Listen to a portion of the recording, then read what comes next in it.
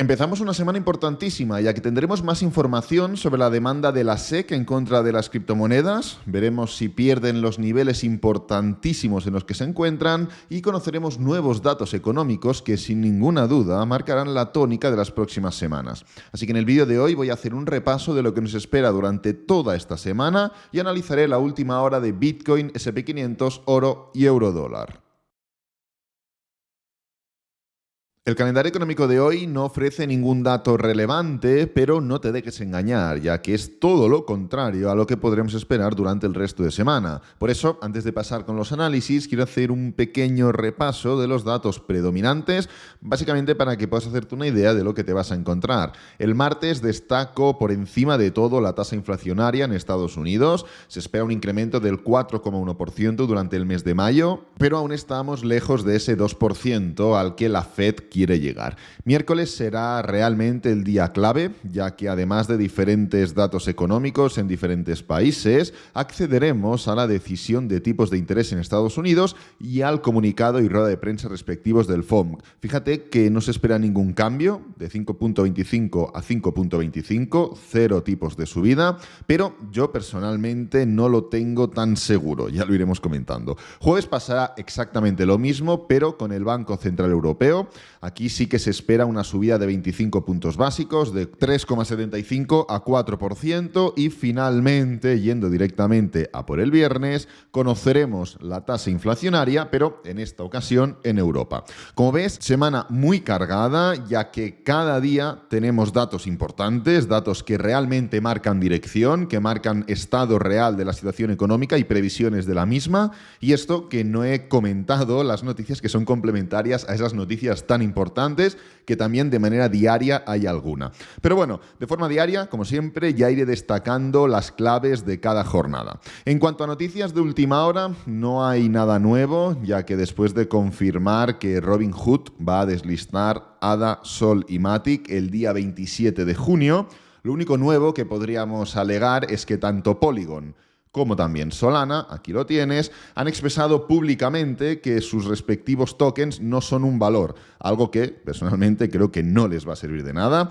es meramente un acto de presencia, es algo como que tienen que hacerlo ya que los han acusado de algo y ellos de forma pública tienen que pronunciarse, pero como digo, no les va a servir de nada porque la SEC, primero, que opina todo lo contrario, y segundo, que Ripple ya pasó por el mismo proceso, ya dio argumentos en su momento y evidentemente tampoco les sirvió de nada. Bueno, antes de continuar con el vídeo, un pequeño comentario sobre el sponsor de este mismo vídeo, y es que, bueno, todos alguna vez, yo el primero, hemos tenido problemas y dificultades a la hora de hacer la declaración de la renta, a la hora de declarar a Hacienda lo que hemos ganado, lo que hemos perdido, las transacciones, los trades, las inversiones. Bueno, ya son problemas y problemas con el trading, con la inversión, imagínate con las criptomonedas. Pues bueno, te presento Gualtio. Gualtio es una plataforma, una empresa construida por criptoabogados fiscales que literalmente se van a encargar de hacer por ti y por mí esto que es tan tedioso y tan complicado, porque hacemos muchas operaciones, trades, staking, minería, de todo, y no sabemos muy bien cómo tenemos que declarar todo esto, ¿no? Pues bien, lo único que hay que hacer es conectar a Gualtio nuestras billeteras, conectar a Gualtio nuestras blockchains, conectar a Gualtio nuestras plataformas, nuestros exchanges, y automáticamente en muy pocos minutos lo que hace es analizar las transacciones, literalmente te pone que es en unos minutos, me imagino que durará, pues bueno, unos 5 minutos aproximadamente, yo lo probaré a partir de este año, y lo que podremos comprobar es que directamente se saca la declaración fiscal que deberíamos presentar a raíz de esas operaciones, esos intercambios, esas pérdidas y esas ganancias que hemos llevado a cabo.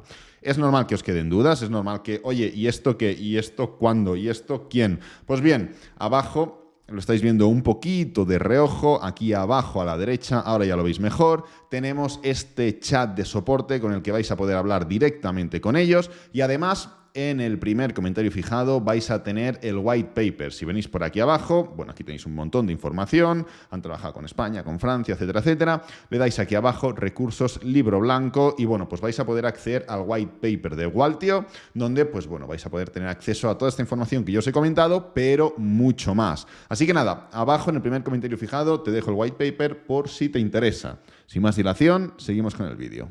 Entonces, habiendo comentado ya todo, vamos a ir directos a analizar la última hora de Bitcoin, la última hora del S&P 500, del oro y del euro dólar, ya que no solo están en niveles importantes, algunos más determinantes que otros, sino que también, por H o por B, se van a ver totalmente afectados por diferentes elementos que van a ir sucediendo durante esta semana. Entonces, quiero ya contextualizar desde el principio de semana cuál es la ubicación de cada uno de estos activos y luego ya pues es posible que esta tarde traiga un análisis un poquito más detallado de lo que está sucediendo con las altcoins, dominancias, capitalización de mercado, etcétera, etcétera. Y evidentemente de forma diaria pues ya iremos actualizando, ¿no? Entonces, empezando por Bitcoin, a ver, es clave la situación de Bitcoin porque esta semana podremos ver si después de todo lo que ha sucedido durante la semana pasada o durante el final de la semana pasada, el precio inicia un freno de todo este movimiento bajista, se da la vuelta después de todo este movimiento bajista o da continuación a este movimiento. Parece obvio y es evidente, solo puede hacer estas tres cosas, no puede hacer otra historia,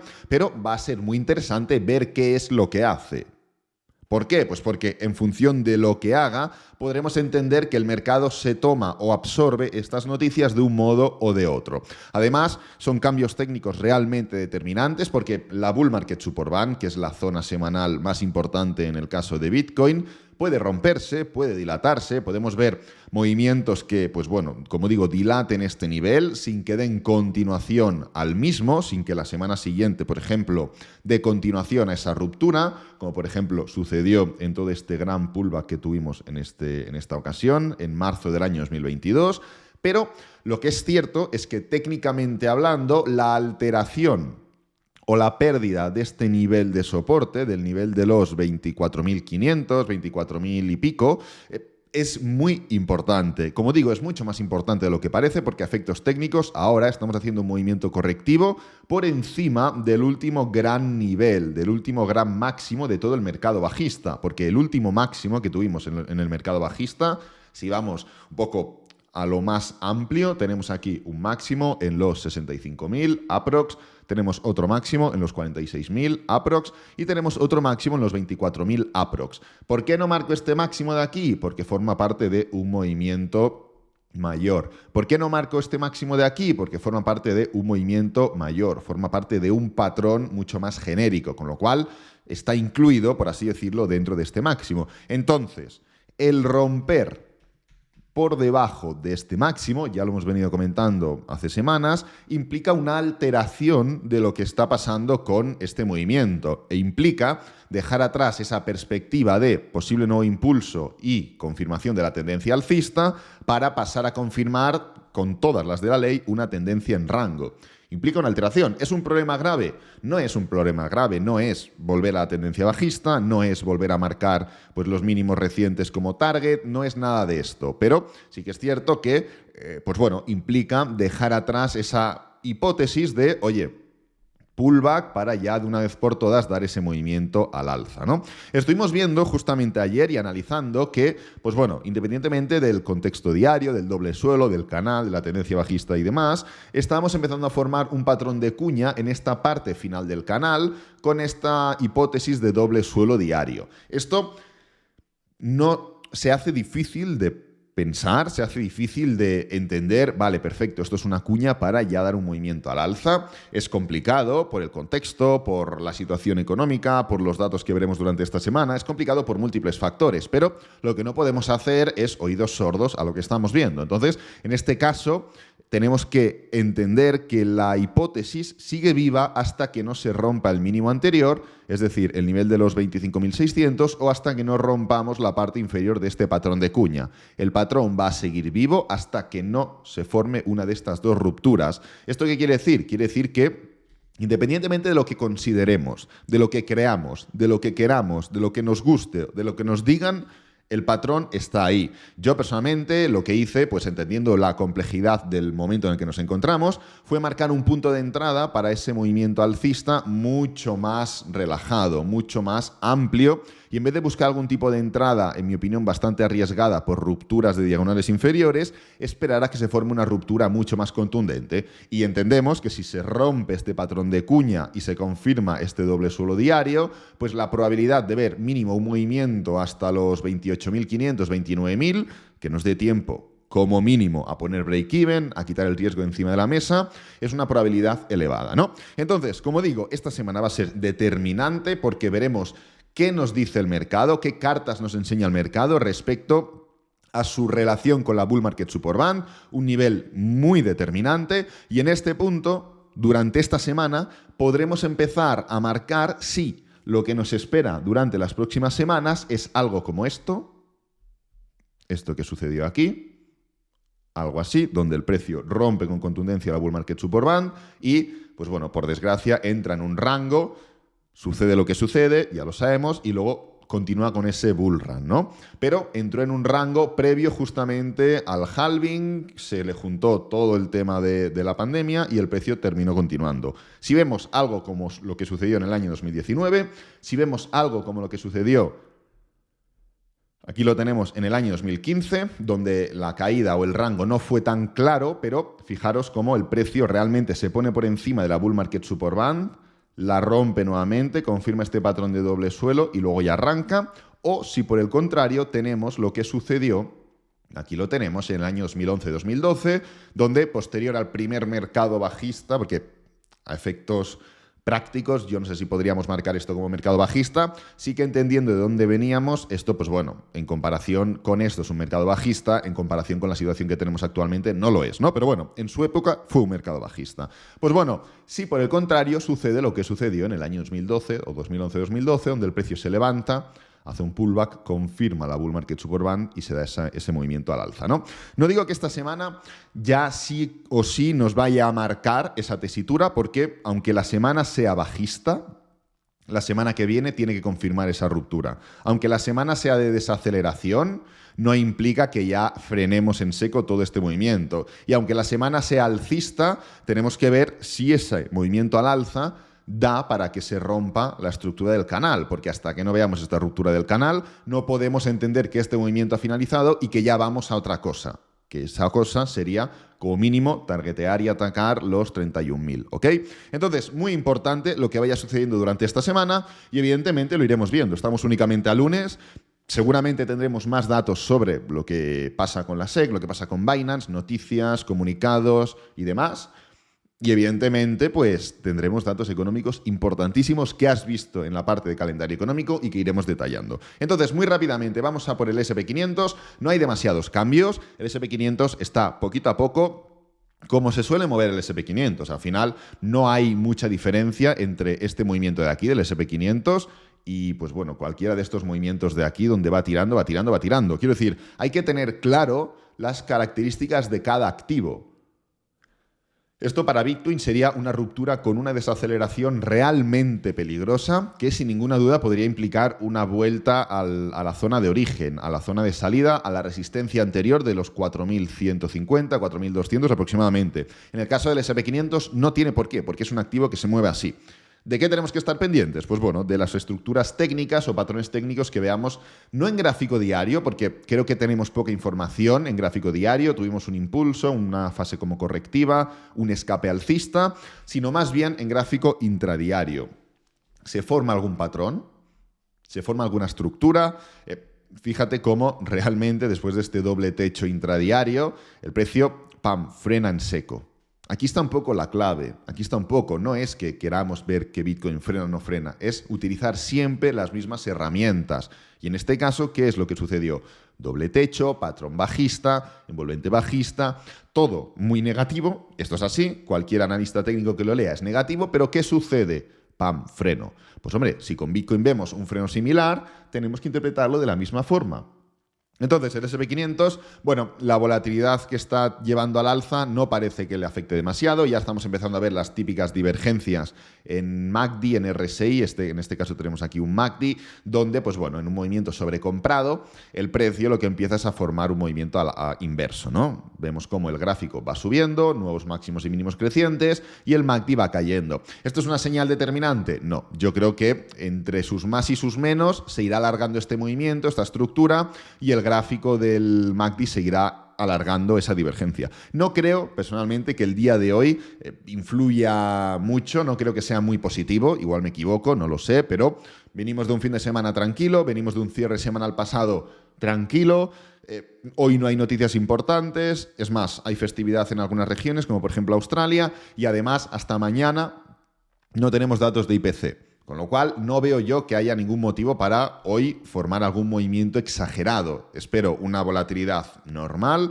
pues un poquito arriba, un poquito abajo, tal, y hasta mañana que vayamos a ir confirmando los datos y que nos acerquemos a esa hora de datos, pues bueno, ya guardarnos ese movimiento claro al alza o a la baja.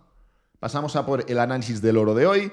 Bueno, el oro sigue en el mismo rango, en la misma estructura. Comentamos la semana pasada que el análisis podía ir en dos direcciones. Podía ir, la primera, atacar directamente esta parte superior, desde la parte inferior del rango a la parte superior, o la segunda, formar como una estructura de triángulo mucho más evidente. No está formando ni una ni la otra, está un poco a caballo, está un poco confirmando ese impulso, pullback y posible continuación, que entonces ya nos lleve a la parte superior, confirmando esta estructura de un toque, dos toques, tres toques, y además, fíjate,